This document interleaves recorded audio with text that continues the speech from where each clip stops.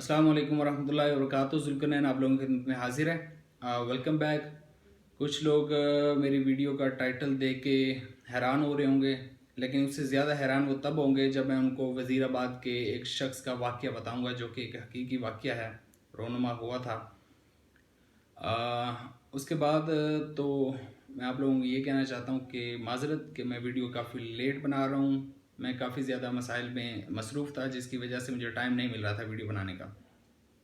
उसके बाद जैसे कि मैंने आप लोगों को पिछली वीडियो में बताया था कि B4U के बारे में मैं मुकम्मल रिसर्च करूँगा, इनके दावे देखेंगे कि क्या ये इनके दावे दुरुस्त हैं या दुरुस्त नहीं हैं, क्या ये लोग मुनाफा देते हैं या नहीं देते। इसके हवाले से मैंने कहा था कि मैं खुद इन्वेस्टमेंट करूँगा।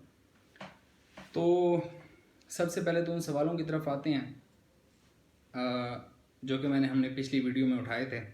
तो उनमें सबसे पहला सवाल ज़ाहिर सी बात यही है कि क्या ये लोग मुनाफा देते हैं। तो इसका जवाब है कि फ़िलहाल दे रहे हैं, फ़िलहाल ये लोग मुनाफा दे रहे हैं। तो उसका दूसरा सवाल था कि ये 7.28% तक ये देते हैं कि नहीं देते। तो जनाब ये 7% तक तो दे रहे हैं, लेकिन 7% से ऊपर नहीं जा रहे। उसके बाद तीसरा सवाल ये था कि क्या ये कंपनी 28 मुल्कों में काम कर रही है।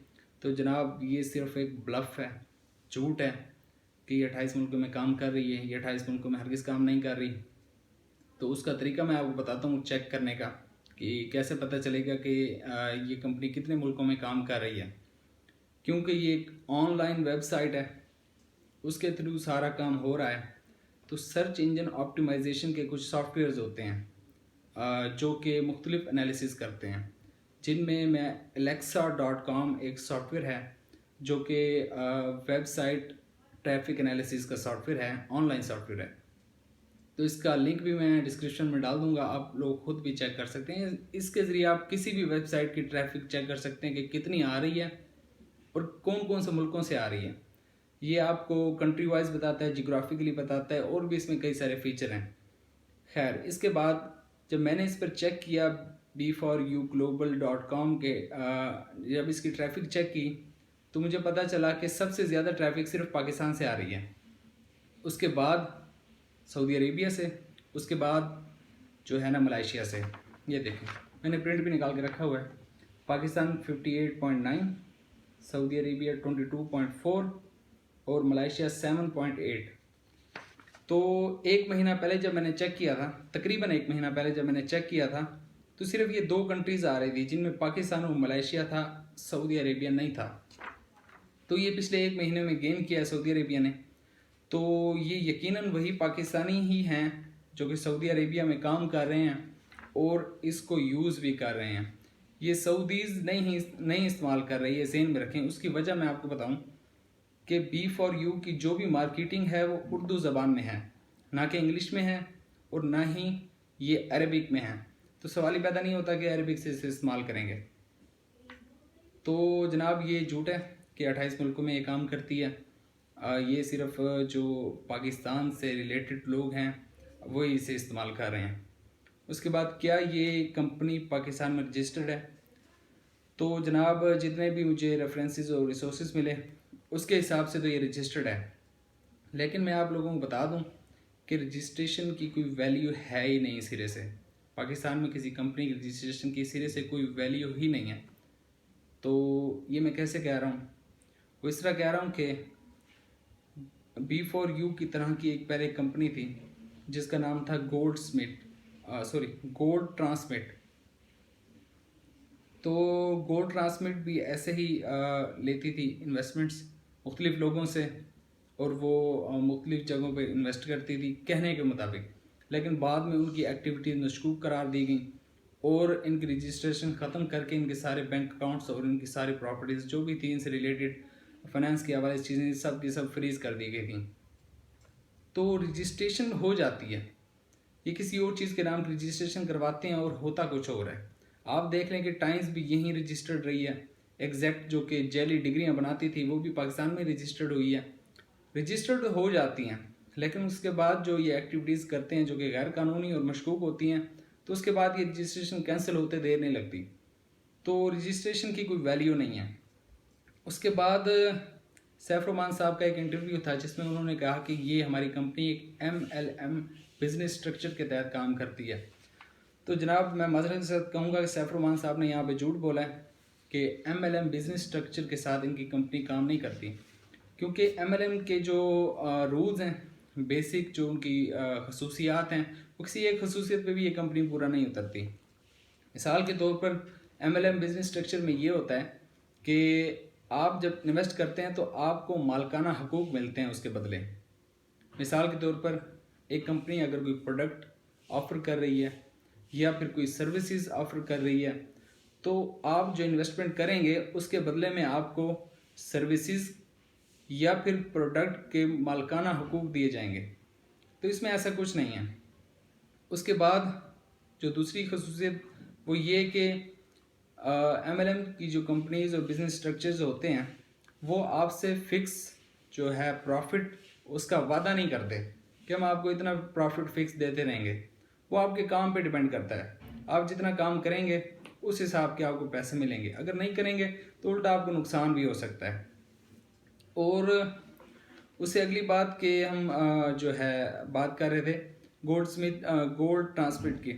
तो गोल्ड ट्रांसमिट भी एक इसी तरह की कंपनी थी, इस तरह की जो है वो लेती थी इन्वेस्टमेंट्स मुख्तलिफ लोगों से।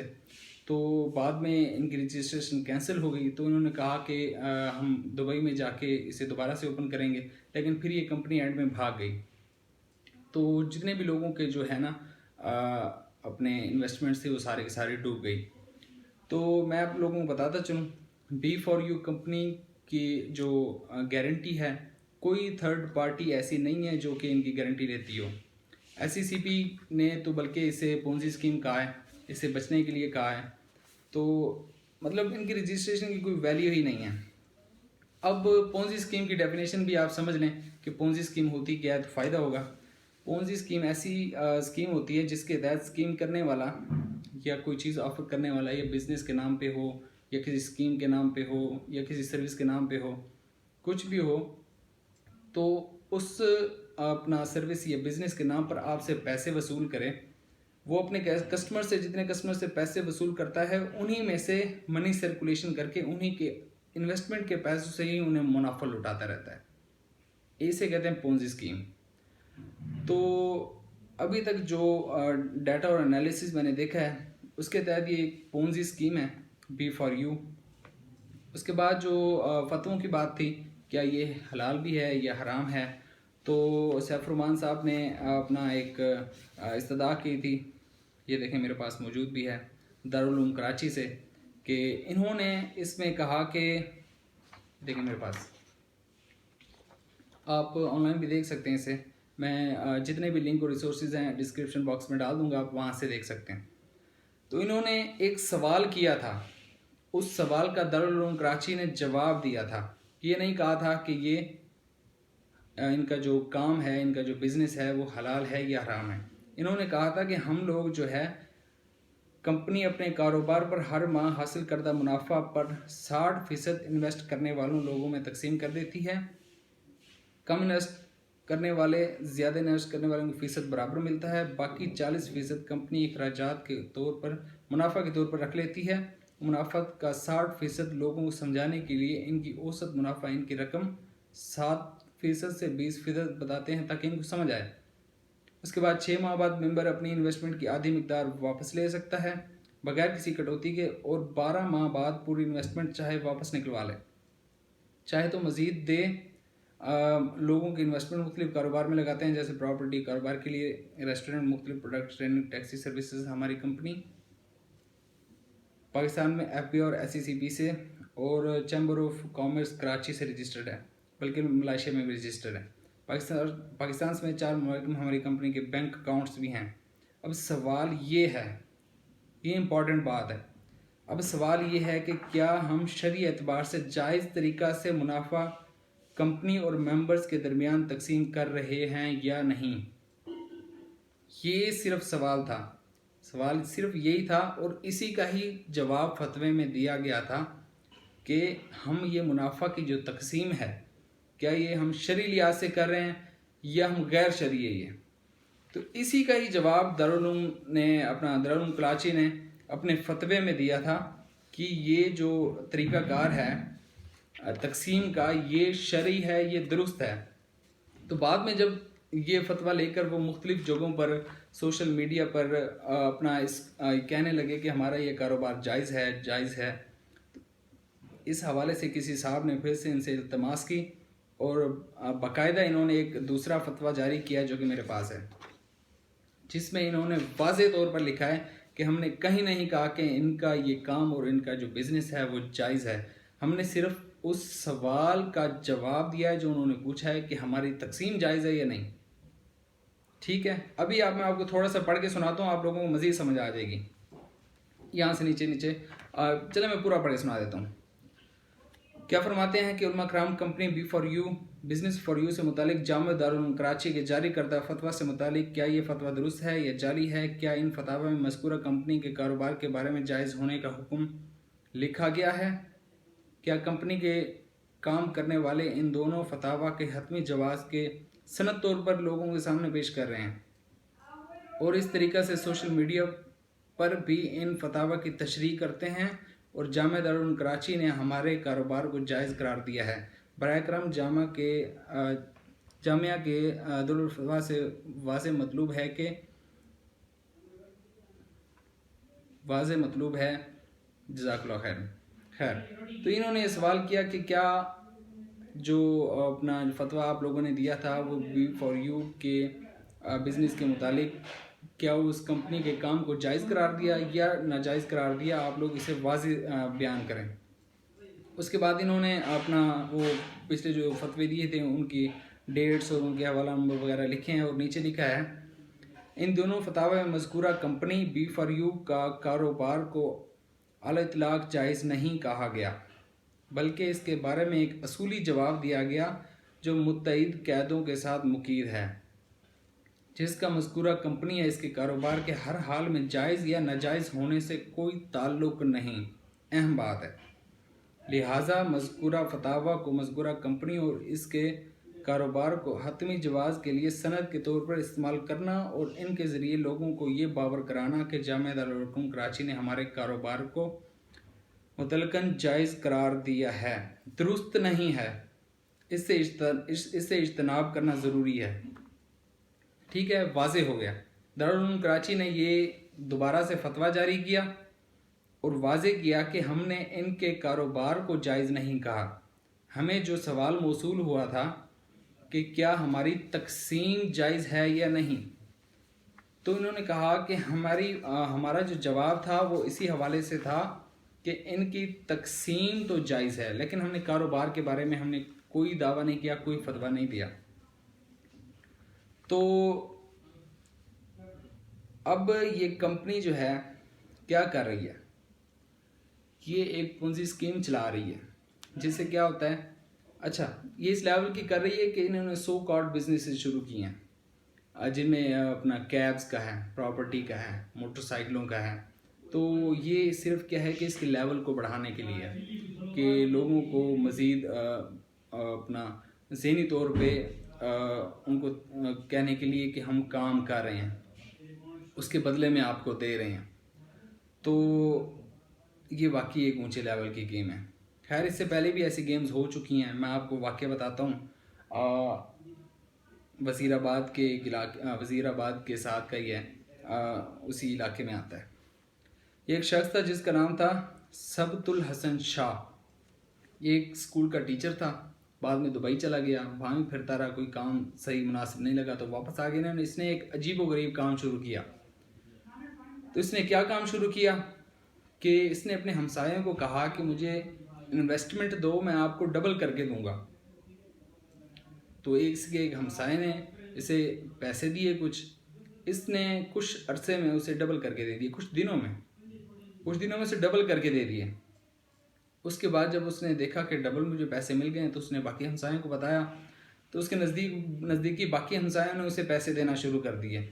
اس طرح جو بھی اسے پیسے دیتا گیا وہ اسے ڈبل کر کے دیتا گیا، جو بھی اسے پیسے دیتا گیا انہیں ڈبل کر کے دیتا گیا۔ پہلے یہ شروع میں یہ عرصہ 1 مہینہ تھا ڈبل کرنے کا، اس کے بعد بڑھتا گیا 45 دن، اس کے بعد 70 دن، اس طرح اس طرح اس کے کسٹمر بڑھتے بڑھتے بڑھتے پورے ملک میں پھیلنے لگے. اس نے جناب تقریباً 7 سالوں میں 7 ارب روپے جمع کر لیے. 7 ارب روپے. تو جب یہ معاملہ اوپر تک گیا، جب اتنی بڑی رقم ان کے پاس جمع ہونے لگی، اتنے کسٹمر ان کے بڑھنے لگے، تو نیب تک خبر پہنچی. نیب ایکشن میں آئی، اسے گرفتار کیا گیا باقاعدہ طور پر. اس کے ٹی وی انٹرویوز موجود ہیں، ٹی وی کے بہت سارے پروگرامز موجود ہیں، خود سعد الحسن شاہ کے انٹرویوز موجود ہیں. تو جب اسے گرفتار کیا گیا تو اس کے گھر سے جو ہے نا مطلب اس کے قبضے سے 3.5 ارب روپے برآمد ہوئے باقاعدہ، جو کہ اس نے چپ چاپ نیب کے حوالے کر دیے. اس پر کیس چلا تقریباً 5 سال. اس کے بعد اس کی جو اسے سزا ہوئی 7 سال کی، 5 سال جو کیس چلا وہ بھی مائنس ہوئے اس کے، باقی 2 سال کی سزا اس نے کاٹی. یہ سوچ کر کہ 4 ارب کے بدلے تقریباً 3.5-4 ارب کے بدلے اتنی 2 سال کی سزا کوئی زیادہ نہیں ہے. تو جناب نے 2 سال کی سزا کاٹی. اس کے بعد رہا ہوا، باقاعدہ جشن کے ساتھ اسے گھر لایا گیا. تو اس طرح 4 ارب روپے وہ بندہ بچا گیا. نیب بھی کچھ نہ کر سکا، کوئی بھی کچھ نہ کر سکا. جب ایسی سکیمز والے آپ کے پیسے لے جاتے ہیں، آپ صرف احتجاج کرتے ہیں اور کچھ بھی نہیں کر پاتے. تو آخر یہ بندہ سعد الحسن شاہ ہارٹ اٹیک سے مر گیا. کام تو پیسے اس کے بھی نہیں آئے، کیونکہ ہر کسی نے مر جانا ہے. خیر، امید ہے یہ ویڈیو آپ لوگوں کو پسند آئی ہوگی، کوئی فائدہ مند ثابت ہوئے گی. اس کے علاوہ بھی اگر کوئی جو ہے آپ کے سوال یا کوئی ہیں آپ کے، وہ مجھ سے پوچھ سکتے ہیں. آپ کا ای میل آپ مجھے ای میل کر دیا کریں. میرا ای میل ہے XEEZONE، جو کہ میرے چینل کا نام ہے zone@gmail.com.